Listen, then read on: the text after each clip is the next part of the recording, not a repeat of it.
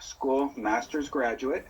Um, and she informs me that even though she did graduate from Wazoo, she did not graduate out of a barn. Actually, it is a very well respected architectural school. I think most importantly, though, Miss Dixon is attended Ferndale High School as well, so she's a Ferndale native.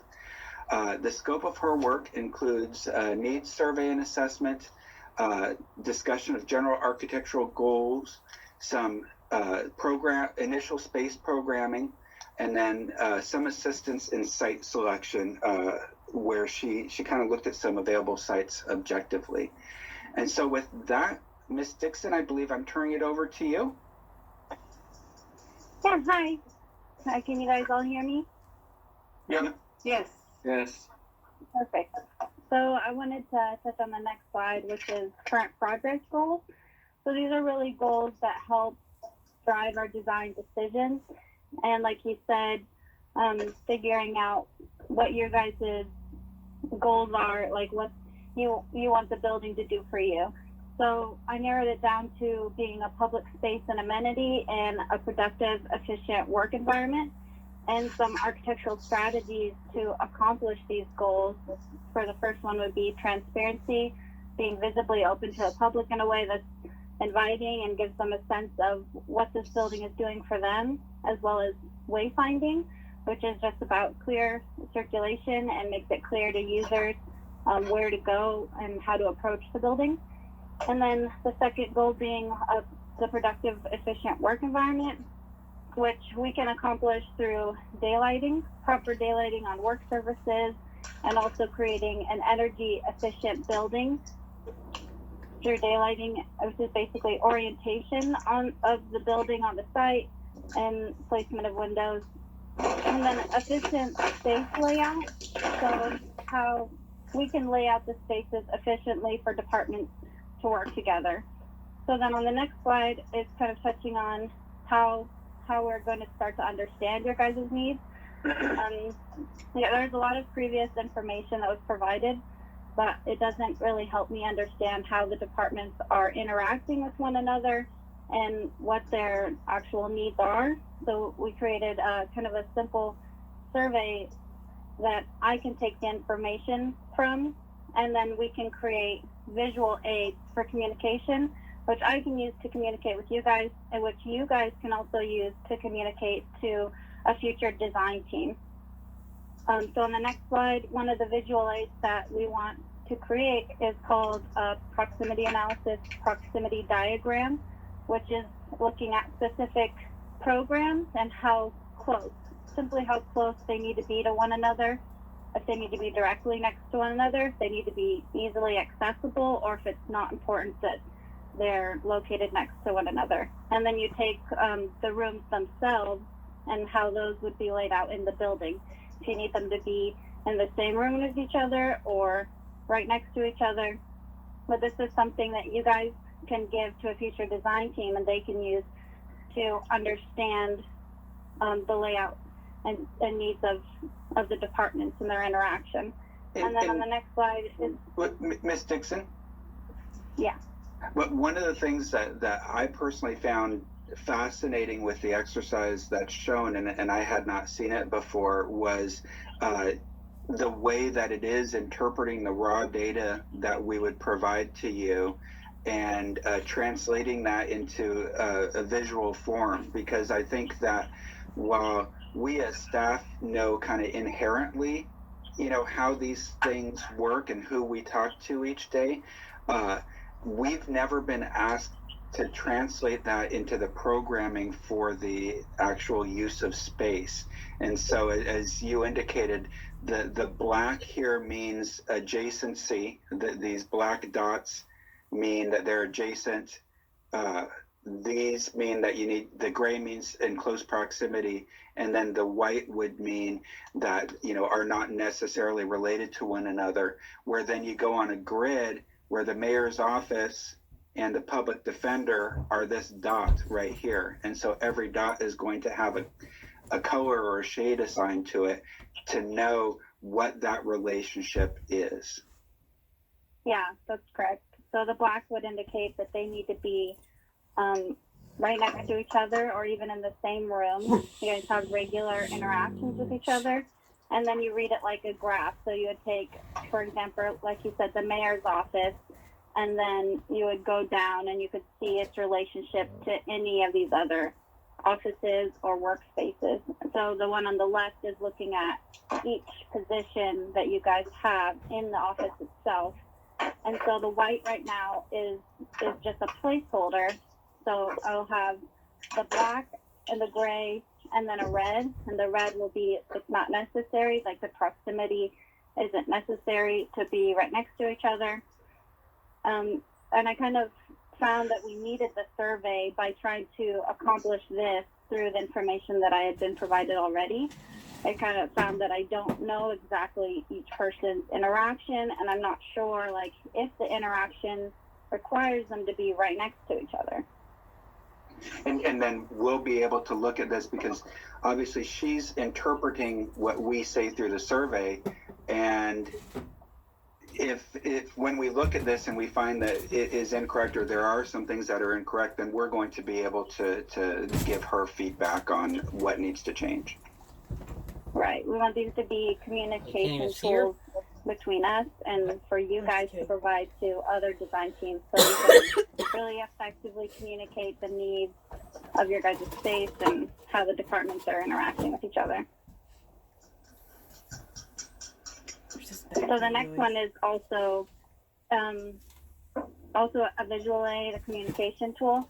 And this is more of us trying to understand what these arrows are. Like this is, I think the one before will be helpful for a design team to know the actual proximity of the rooms.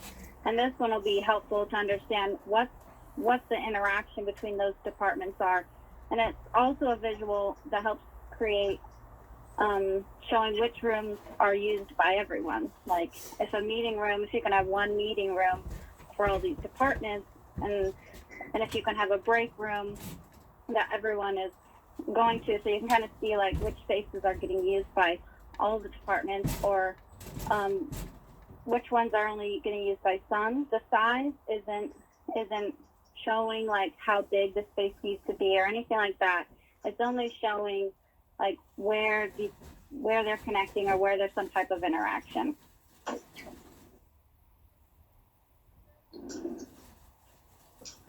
Okay, so we're going to go back to Ms. Dixon in a minute, but I would think, Ms. Dixon, do you think now would be the time to ask questions about those programming questions? Yeah, if you want to ask any questions about the visual aid or the survey or even the project goals, that's welcome. Any questions of Ms. Dixon?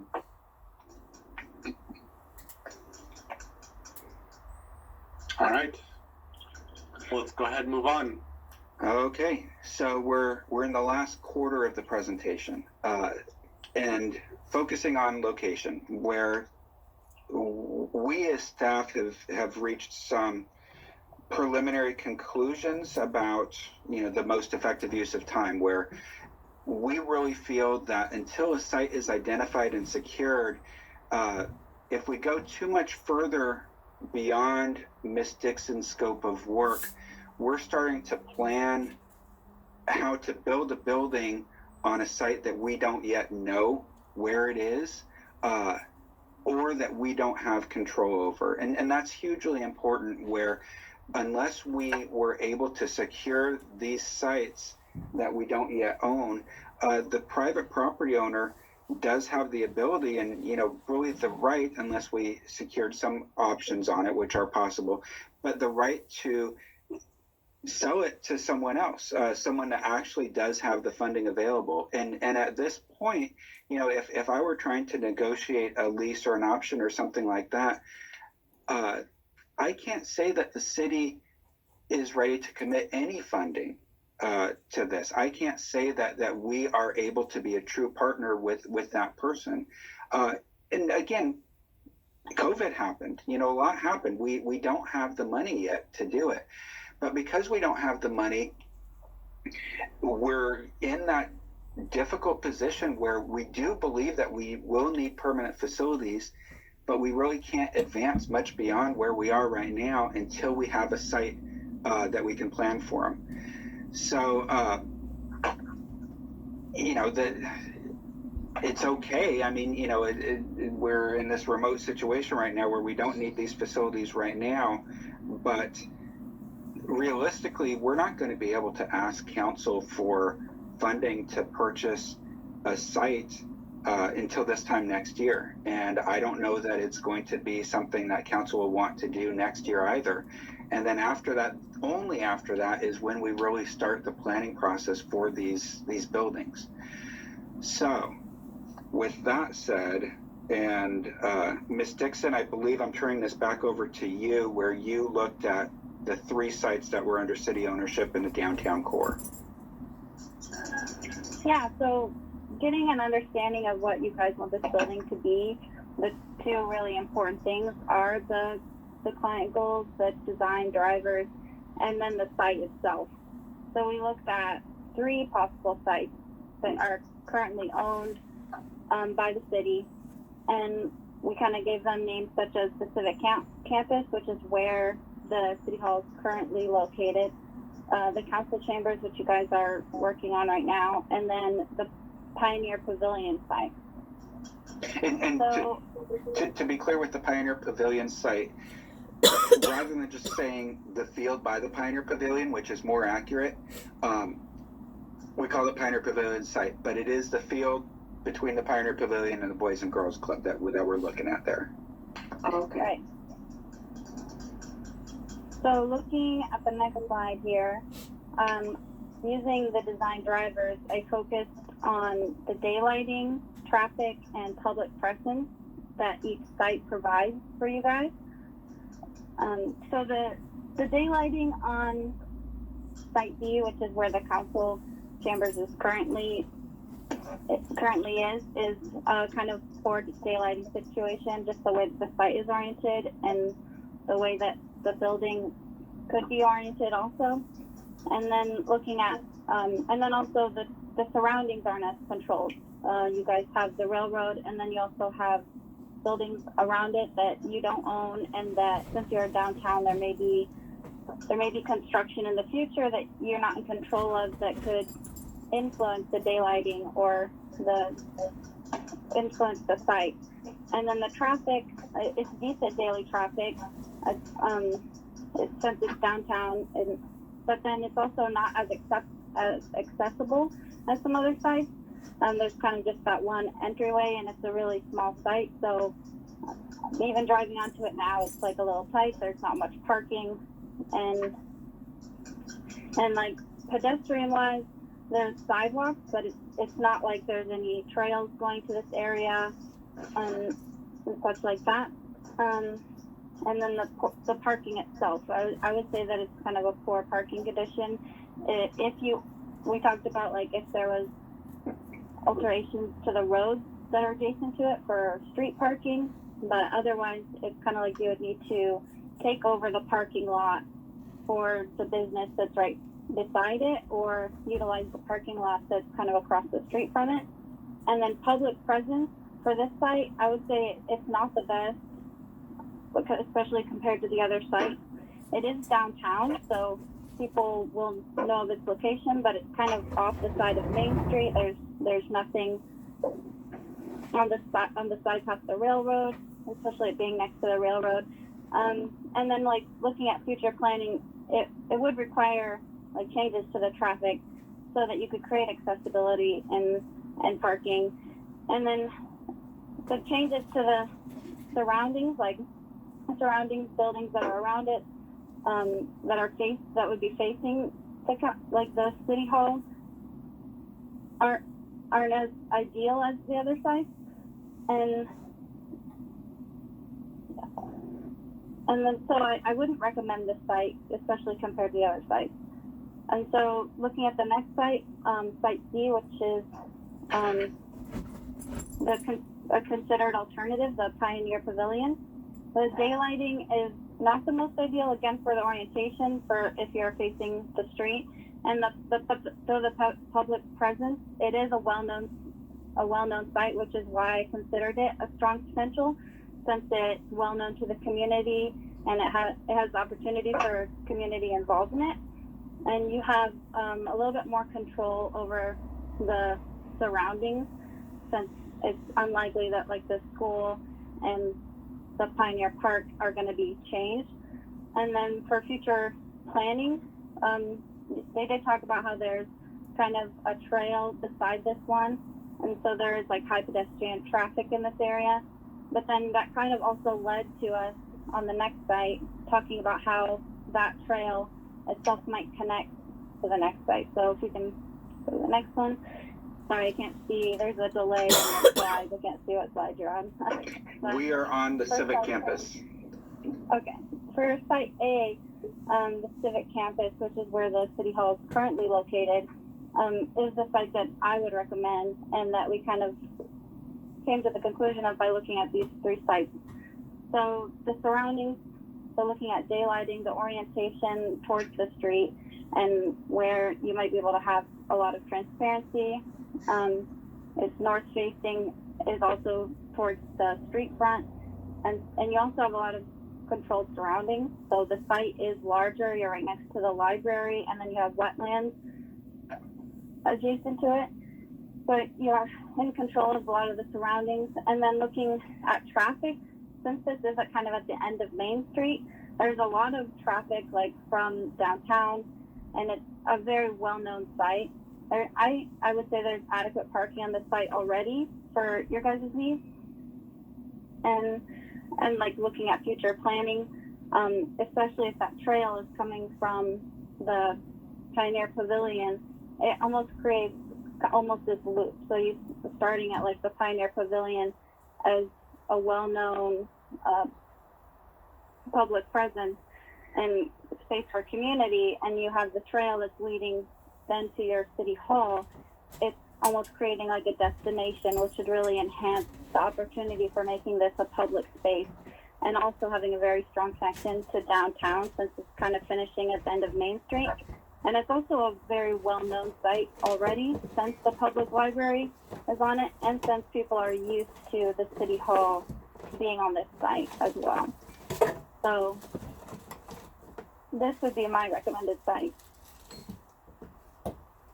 And so, while we don't have a decision point tonight, it is something that we would ask council to be thinking about, where what if you were to give us feedback and to say, yep, we totally do agree that the Civic Campus site is the kind of preferred alternative right now. What we would do is we would ask Ms. Dixon then to really focus her efforts in terms of, programming to the extent that it is going to be site specific, on the Civic Campus site. That's not going to require any additional funding. It just allows a little bit more targeted focus for the remainder of her contract. And then, of course, going into 2021 and beyond, while we would, if you were to say at some point this fall, yep, the Civic Campus site is our preferred alternative, we would assume that would be the default for future budget expenditures, unless, of course, the City Council said, nope, actually include this one, or look beyond the Civic Campus site. But we think that if the council were comfortable with the Civic Campus site, that's a huge advancement as far as where we've been over the last 15 years, because we've always been kind of nomadic as far as what facility we're talking about or where we never landed on a site from which we could use as a kind of base to do planning. It was always, if you don't like this design, we'll look at a completely different design and a completely different site, which I believe is one of the reasons why we haven't been able to make that much progress. So the last slide that we have for you tonight is, we do think that Miss Dixon's her project that she's working on with us is going to result in a durable document that we could use for construction this decade. We have 9 years and 3 months of this decade left, and we think that we can create something that we could just dust off for the entirety of that. The Civic Campus site has consistently been identified as a preferred site, where previously the issue was either that we would need to tear down the pizza annex, which I think many of us would say might make it an advantage now, but then also the fact that it is in the floodplain, and that really does bear further discussion that may be beyond tonight. We are hearing, and Doug's like it too, we're hearing that the floodplain in the next couple of years, and I think Ms. Miller presented this to you, is going to be reduced significantly, and that it is going to affect this site where a good portion of this current site would no longer be in the floodplain by the time we started development, or that the floodplain impacts would be much less, where rather than building something that is 7 feet above base flood elevation, or 7 feet above our normal floor elevation, perhaps it would only be a foot or so, which could be accomplished through a sidewalk or something like that. So I think that the previous analysis assumed that building in the floodplain was a fatal flaw, which it wasn't even now. But I think that the floodplain that we are more likely to see coming in 2022 or so is going to reduce those costs and those impacts even more from what they are now. So we do believe that the Civic Campus is the leader in the clubhouse right now, but would love to hear council's perspective, any questions you might have, and we're not asking for a decision tonight. This is Council Member Porter. Mr. Porter, my Spanish teacher. Well, I think in light of the fact that it would be property that is already owned by the city, that is a big, big factor. I realize that the 3 locations fall in that category. This one seems to make the most sense. If, in fact, the floodplain issue can be resolved, and I would like to, I don't know how the rest of the council feels, but I would like to kind of learn a little bit more about the rationale as to why that's not going to be such a big issue now as opposed to in past discussions. And to me, it probably makes the most sense to go in this direction because it's downtown, and I know this is something that past council members and previous councils have really talked about, the importance of the downtown aspect of it. And in many respects, it makes the most sense. The big sticking point in the past has been the floodplain issue.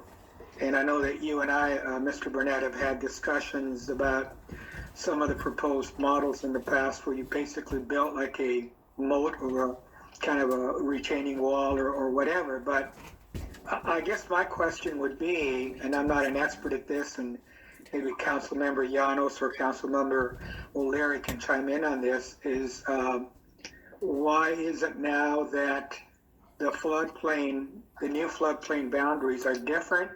Is it because of the levee on the river being shored up, or what's the rationale for that?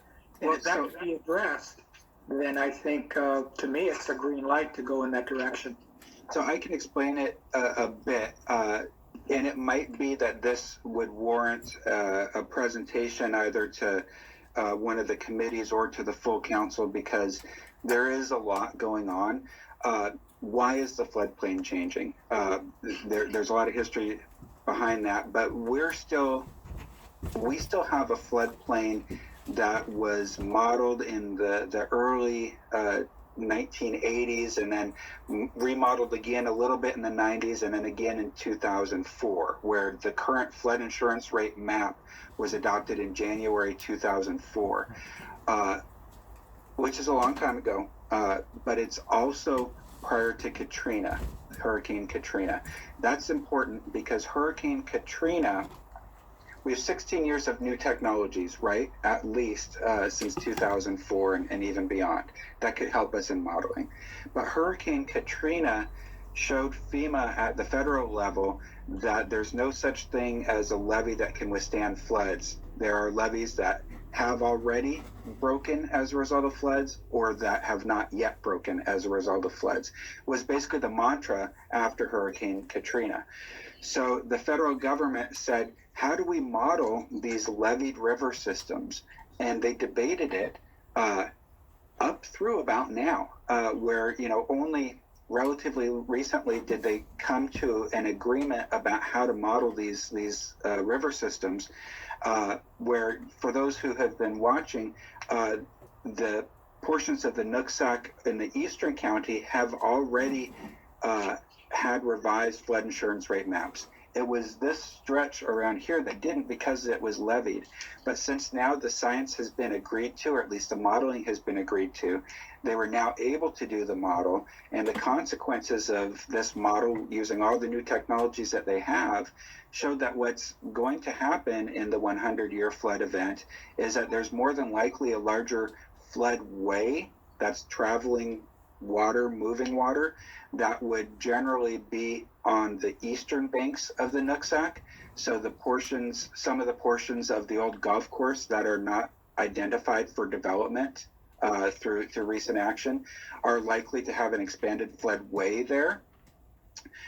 Portions of Hovander Homestead are likely to have an expanded floodway, but that the floodplain, where it's kind of more standing water, would actually be reduced significantly in the downtown core of Ferndale. So that includes this area, which of course would flood as a result of the Shell Marsh flooding, where the water would be coming up from the south to the north, rather than direct flood impacts from the river, where it would be coming from the east to the west.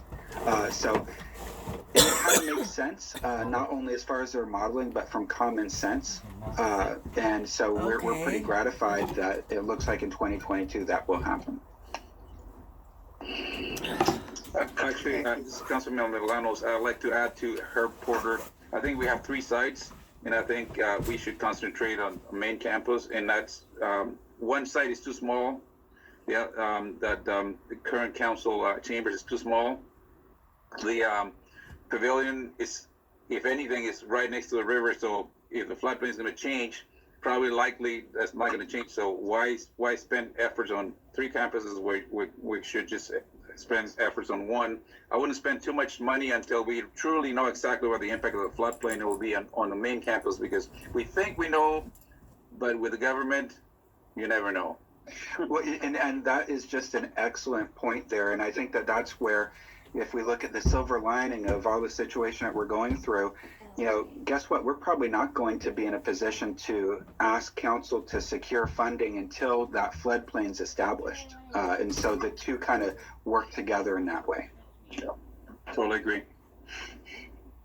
This is Councilmember Gunter. I love the fact that we already own this property, and I agree with what Ramon just said. Just makes more sense. And third, is there a way we can, like, every year save so much money? Like when I went to buy my house, we had so much in savings. Is there a way we can start saving so that when we get ready, we have a good chunk already saved? Yes. Am I crazy? No.